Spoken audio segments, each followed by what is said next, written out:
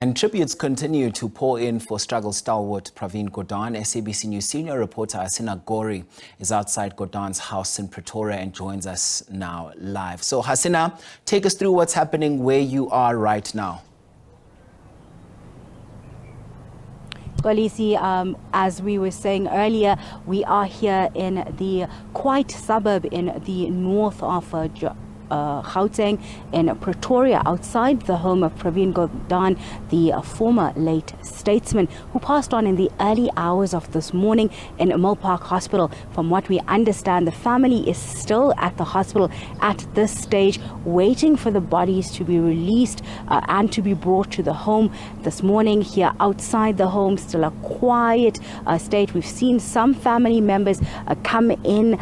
We've tried to speak with some of them, but given this trying time, they've asked for their privacy. They've asked us to respect their space at this time as well.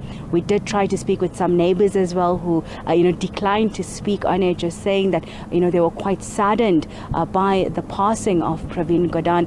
He passed on in the early hours of this morning after a battle with cancer. We're told from a statement by the family that he died surrounded by his close family members, his friends, his lifelong comrades. Gordhan has been known for his outspoken work around corruption, speaking out against any injustices from his early years till his work right now with state capture. So these were his friends that really surrounded him. And one of the statements in that statement by the family was that before he passed on, he said that he has no regrets, and the work that he has done, they've done enough, really encapsulating the type of leadership and the type of minister and a politician that Pravin Gordhan was in his years, working in various different entities from the parliament, working with the transition from apartheid to the democracy that they have, but also his work as a finance minister